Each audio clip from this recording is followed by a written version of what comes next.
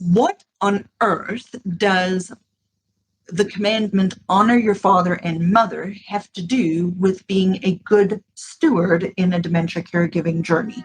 I invite you to listen to episode 116, What You Need to Be a Good Steward of a Dementia Caregiving Journey, to find out how I go from honoring your father and your mother to stewardship.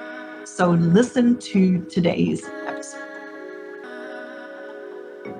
Have you recently found out someone you love has dementia? Struggling to wrap your head around how to be a Christian caregiver?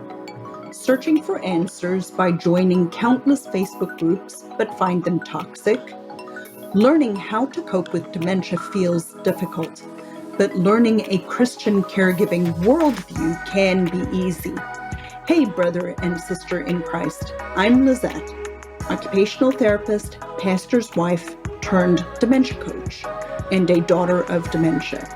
In this podcast, you will learn the truth that the way to make dementia care easy is your faith. Knowing that a loving God has decreed this hard providence in your life makes all the difference. Here you will gain skills. You will be challenged by what God says in His Word about caregiving, and you will learn exactly what dementia is and is not. Find clarity and certainty from God's Word so you have perseverance for this journey. Use science-backed solutions and biblical principles to redeem your time. Praying this blesses you as we dive into dementia from a Christian perspective. Let's glorify God despite dementia. What is a good definition of stewardship? Well, as I was preparing for this episode, I really thought about that a lot. What is a good definition of stewardship? And how is stewardship relevant to a dementia caregiving journey? So, stewardship, when we tend to think about it as a Christian, frequently all we consider, or a lot of people consider, is stewardship of time or stewardship of finances, financial resources, right? Tithes and things like that. But a broader definition of stewardship is that all resources, everything belongs to God. And as such, it is our responsibility as a good steward to manage everything God has entrusted to us. That is our time, our talents, being taking dominion of the earth, your possession, your money, all of those kinds of things. But all of this plays together in a very unique way when you are a caregiver for a person living with dementia. So in episode 116 today, we are going to look at what you need to be a good Christian steward of a dementia caregiving journey. And if you haven't yet, I would love to ask you if you are interested in a free guide that I have developed specifically for dementia caregivers who are Christians, after I spoke with a friend of mine, Angela, and asked her what would be helpful what would have been helpful to her at the beginning of her dementia caregiving journey. I have developed this guide. It's called How to Be a Christian Caregiver, 10 Disciplines for Dementia Caregiving, with some encouragement for you on your journey. The link is in the show notes. I invite you to go check it out. It's just a little guide that I wrote, but from a discipline perspective related to what kind of things, strategies and things can you put in place immediately when you're on this journey to help you. So today's episode is going to be unpacked in two topics. We're just going to look at it under two headings. So we talked a little bit about what is a definition of being a good steward, right? Managing everything God has entrusted to us: time, talents, dominion of earth, our possessions, money, everything. And that actually includes caregiving, and that includes our own health and well-being. The purpose of stewardship is something that I also reflected on. What is the purpose of being a good steward? Well, Westminster question and answer number one is one of my favorite. It is, what is the chief end of man? I am very excited to announce this next part of our journey together. Once a month, on a Thursday evening, I'm going to do a segment called Ask the Dementia Coach, where you can actually come into a coaching session with me and other people if they register for the same time, so you can feel what it feels like to actually have dementia coaching. The reason I'm doing this is because I know so many of you guys are struggling on your own and may feel like you're at the end of your rope. And in order to help serve you better, I wanted to open up this opportunity once a month for you to register for a free Ask the Dementia Coach segment. Like I said, it will be Thursday evenings, once a month, 6 o'clock Eastern Time in the evening. And the segment is called Ask the Dementia Coach. So if you're interested in signing up for that, the link will be in the show notes below. And I look forward to seeing you on one of these special sessions. And the answer is, man's chief end is to glorify God and enjoy him forever.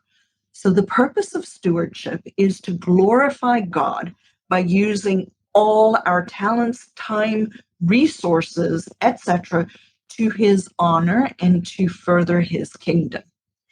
So how does stewardship then relate to caregiving?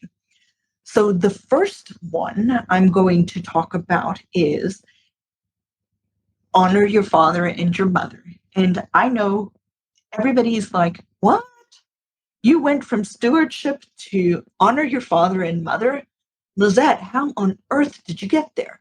Well, it's not as far of a leap. I promise you, I do think about these things as what you realize, because honoring your father and your mother is very, very much related to how you are going to be a steward in a dementia caregiving journey. Westminster Shorter Catechism 5 says, what is required in the fifth commandment, which is honor thy father and mother? And the answer to it is requiring the preserving of honor and performing the duties belonging to everyone in their several places and relations as superiors, inferiors, or equals. So let me unpack that for you for a second, and then I'll circle back to saying why it's related to stewardship and caregiving, because our relations are very important, and we're either a superior of somebody, an inferior of somebody, or equal to. For example, my neighbors who live behind me over here, they are married and they have a infant son, and he is their inferior to an extent because they're his parents. So he is their station, if you would like to use that word, is that they are his father and mother, and as such, he needs to honor them. Inferiors, so that's inferiors. Superiors would be, for example, me, related to, say, if I was working full time and my relationship with my boss, that I need to honor my boss in the station that my boss is in, related to that position that he is, and then equals, for example, spouses. So how is this relevant? And why do I say our caregiving journey starts with honoring our father and our mother, but in particular, the answer to this question of what is required of us, right? preserving the honor and performing the duties belonging to everyone in their several places and relations as superiors, inferiors, or equals. I am the daughter of two parents with cognitive loss. They are my parents. I honor my mom and dad, but I honor my mom and dad through the lens that my primary responsibility, since I have left and cleaved with my husband and established a different household, is that of a equal, and it is subservient or secondary to my husband and my relationship, not as my parents are more important than our relationship, because we've left and cleaved. I'm willing to help my parents, but it comes from the position of strength using this stewardship principle of honoring my father and my mother in the regard of where I am now in my relations and places related to my parents. My parents cannot expect me to put my life on hold to take care of them. I'm willing to help them. We're willing to support my parents, but we have put boundaries on what that looks like based on my husband and I, our relationship, because that is what comes first. So if you are a spouse of somebody living with dementia, you are equals. And so your caregiving journey starts from that position of being that person's helpmate, whether it's a husband helping a wife or a wife helping a husband. You do come to it from an equal based on your role and responsibilities.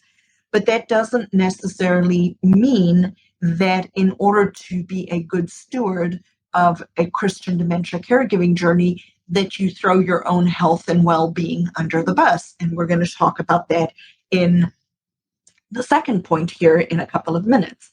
So dementia caregiving really does start with the fifth commandment and our roles based on the requirements of our several relations, whether we be superiors, inferiors, or equals.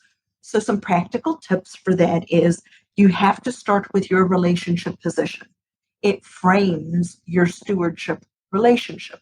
It frames how you are going to manage everything God has entrusted to you. Your time, your talents, your possessions, your money, your ability to provide care, all of that, the effort that you put in, all of that has to be stewarded well and wisely. And just because you are a caregiver does not mean that that particular role and responsibility takes over your life. It has to be, we have to be good stewards of everything. And God does give us the ability to do that. We just need to know how to do it. And then remember, as a caregiver, you are also, and this is vitally important because this is something I see people struggle with all the time. The statistics are staggering how many caregivers die before the person that they're helping. One of the statistics that I've seen, it's hard to track, but between 18 to 41% of family caregivers of a person living with dementia will actually die before the person that they are helping.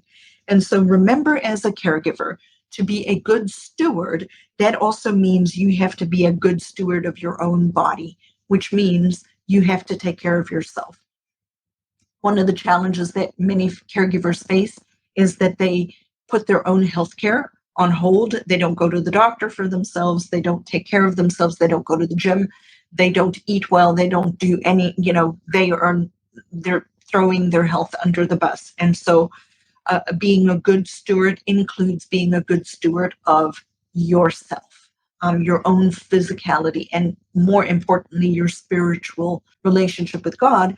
But I want you to also recognize that it is important for you to physically take care of yourself. So the second point today is we're going to talk about how to utilize resources well. So since we're talking about stewardship, just how to utilize resources well. Did you know about one person living with dementia, the lifetime cost of one person living with dementia is about 400,000 is what the research shows. I pulled this statistic out of the Alzheimer's Association Annual Facts and Figures report from 2023, about roughly 400,000, and 70% of that is provided by the family. So that is a lot of money. That is a buttload full of money. And it's not necessarily dollars per se, it is economical value of dollars provided by unpaid caregiving. So it is, dementia caregiving is an extremely costly process. And so there are three resources that you need to know how to use wisely. The first one is time. Time is a resource, and we do not think about that. The second one is money, and the third one is effort. Okay, so let's look at time real quick. The first thing you have to consider related to time is you have to prioritize all of your tasks. Everybody only gets a 24-hour day, and caregiving cannot be a 24-hour one-person job. It cannot be. You have to prioritize time related to your actual physical caregiving tasks, taking care of yourself, taking care of your spiritual health and well-being. You have to prioritize building in systems and planning ahead for these things. Routine, creating a consistent routine will help you save time over a period of time. And another way that you can save time, and we'll talk about this again in effort, is to delegate tasks. We, as family caregivers of somebody living with dementia who are Christians, do not like to ask other people for help. People are willing to help us. We have to ask, and we have to ask specifically. We have to say, I need help with mowing the lawn 3 times a month, or once a month, or every other week. Deacons, please help. I really would love if somebody could bring us a meal once a week so that I just can take a time off. I would love for somebody to come sit with my husband so that I can go to Bible study with my women fellowship group. So time, prioritizing, routine, and then delegating.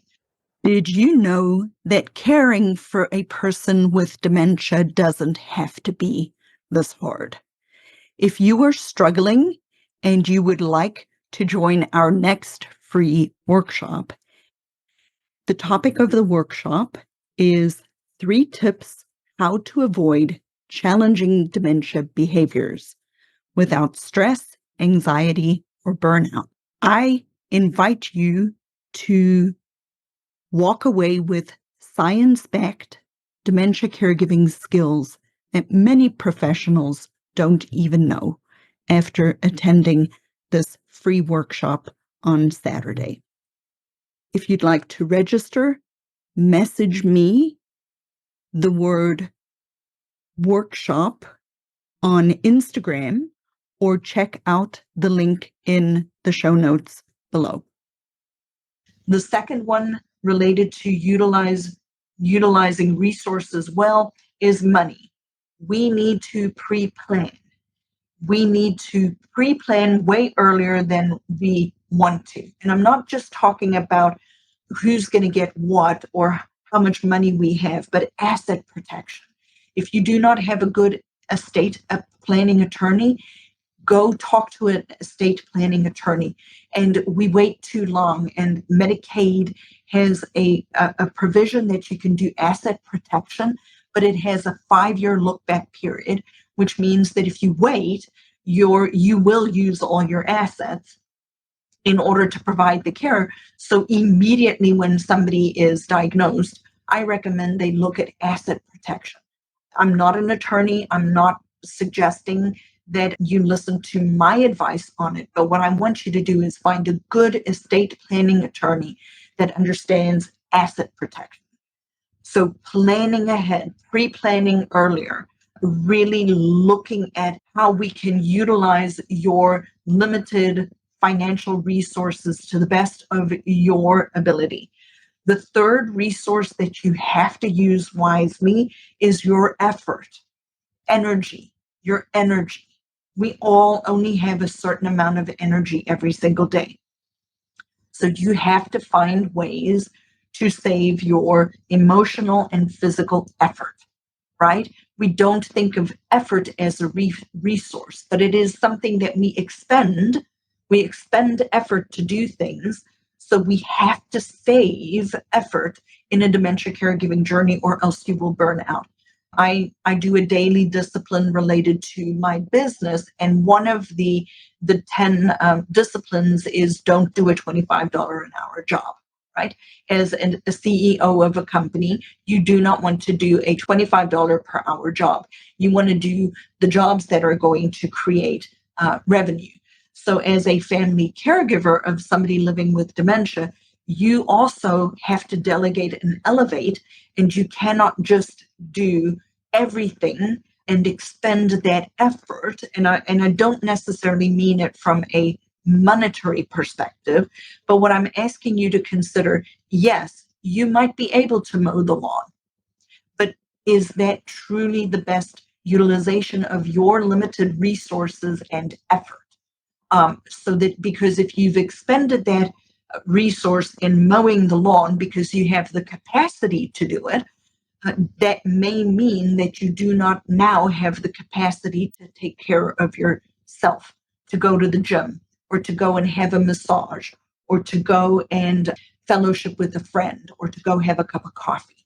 So you have to delegate tasks off of you as a family caregiver to save your emotional and physical effort.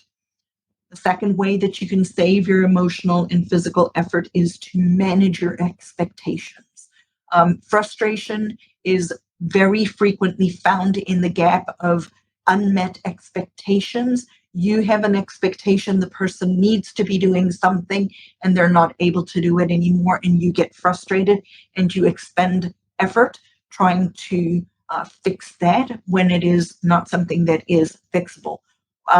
So manage your expectations, have a solid understanding of where the person you are helping really is related to their dementia and dementia caregiving journey. And then a third way related to effort that I really want you to consider doing is building respite in early and often. Immediately when you know somebody is living with dementia, you need to start building in respite services, respite care, respite periods into the fabric of the flow of the caregiving journey. And that is how you be a good steward of your limited resources, which is you, your energy, your effort, your abilities. You have to be able to replenish yourself.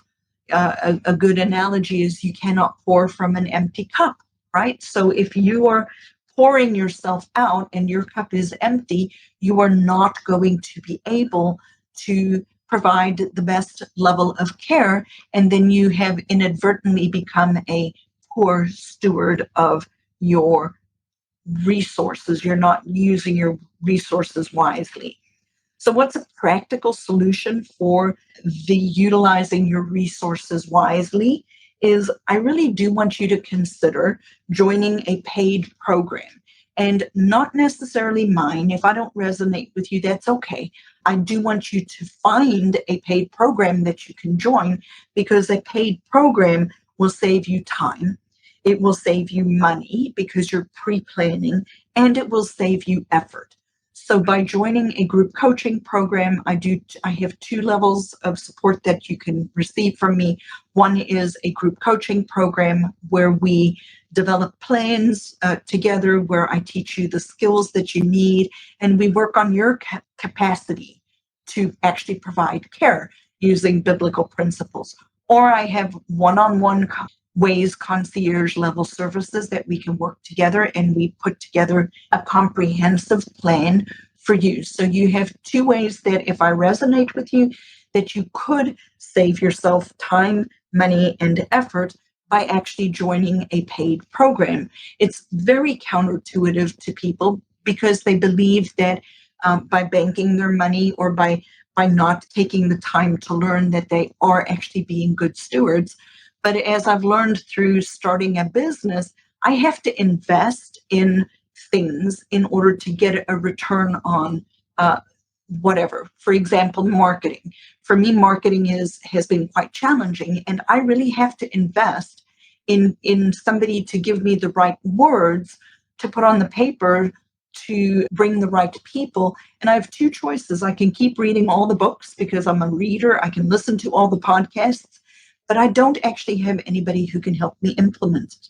And so when I pay somebody to help me with my marketing, I am saving myself time. I'm saving myself frustration and effort. And over the long run, I'm saving myself money because I'm not making stupid mistakes over and over again.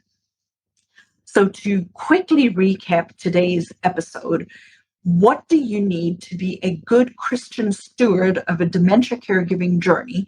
We looked at it in two brief points. The first one is that you have to come from it from a position of honoring your father and mother. And what I meant by that is preserving the honor and performing the duties belonging to everyone in their several places and relations as superiors, inferiors, or equals. So you have to start with the relationship that you're in as a family caregiver. And then the second point was utilizing resources wisely. And we looked at that in 3 points. We looked at time, money, and effort. And then I gave you an invitation that if I resonate with you to check out the group coaching program, the group mentorship, the group guidance that we offer, which is a very affordable one price per year. So go check it out. Or if I resonate with you, you can check out how to work with me one-on-one. All of that information is in the show notes. You can check it out on my website, thinkdifferentdementia.com. And as I share with you every time I end an episode, may the Lord bless you and keep you. And I do hope you come back and listen to more. And if you like these episodes, please share with a Christian family who might be struggling with a dementia caregiving journey. Thanks for joining me today, Success Seeker. I pour my heart and soul into this program to serve you. You can serve me by leaving a review on Apple Podcasts. And join our free Facebook group, Dementia Caregiving for Families. It's a positive and proactive space to navigate dementia caregiving together. Get practical tools and find support, but without the verbal vomit. Be a part of our community where we seek to find peace of mind and ease, despite the dementia diagnosis. So join today and see you next time as our flight takes off.